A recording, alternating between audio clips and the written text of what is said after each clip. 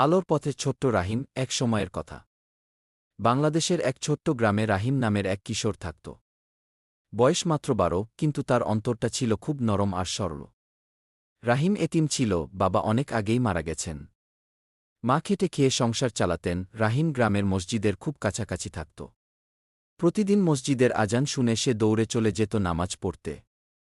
তার বয়সী ছেলেরা যেখানে খেলাধুলা নিয়ে ব্যস্ত থাকত, সেখানে রাহিম চেষ্টা করত কুরআন শেখার। ইমাম সাহেবও তাকে খুব ভালোবাসতেন। একদিন গ্রামের এক ধনী লোক মসজিদে এসে বলল, ইমাম সাহেব, মসজিদটা অনেক পুরনো হয়ে গেছে। আমি চাই নতুন করে মসজিদ বানাব। কিন্তু সে লোকের উদ্দেশ্য ছিল মানুষকে দেখানো, নাম আর দুনিয়ার প্রশংসা অর্জন করা। এটা রাহিম শুনে খুব মন খারাপ করল। রাতে মায়ের কাছে বলল, আম্মা, কেউ যদি শুধু আল্লাহর জন্য দান করে, তখনই তো তার আসল সওয়াব হয়, তাই না? মা মাথায় হাত বুলিয়ে দিলেন, হ্যাঁ বাবু, মানুষের প্রশংসার জন্য দিলে সেটা দুনিয়াতেই শেষ হয়ে যায়। আল্লাহর জন্য দিলে আখিরাতে অফুরন্ত পুরুষ। এ কথা রাহিমের মনে গভীরভাবে গেঁথে গেল। পরের দিন থেকে সে চুপি চুপি মাটির ব্যাংকে টাকা জমাতে লাগল। স্কুল শেষে দোকান থেকে ভারী জিনিস নামাতে সাহায্য করত। কেউ ৫ টাকা, ১০ টাকা দিলে সেটা জমাত।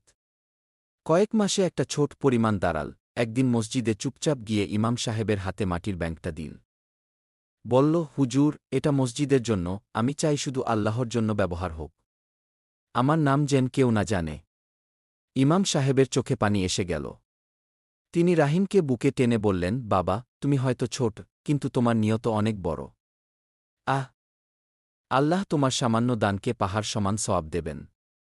এরপর থেকে গ্রামের সবাই লক্ষ্য করল, রাহিমের মুখে সবসময় এক ধরনের শান্তি আর আলোর ঝিলিক আছে। যেন আল্লাহ তার অন্তরকে প্রশান্তি দিয়ে দিয়েছেন। শিক্ষণীয় বিষয় ১। দান সবসময় আল্লাহর জন্য করতে হবে, মানুষের প্রশংসার জন্য নয়। ২। সামান্য হলেও যদি নিয়ত ভালো হয়, আল্লাহ তা অনেক বড় করে দেন। ৩। ছোট বড় সবার জন্যই নেক আমল করার দরজা খোলা।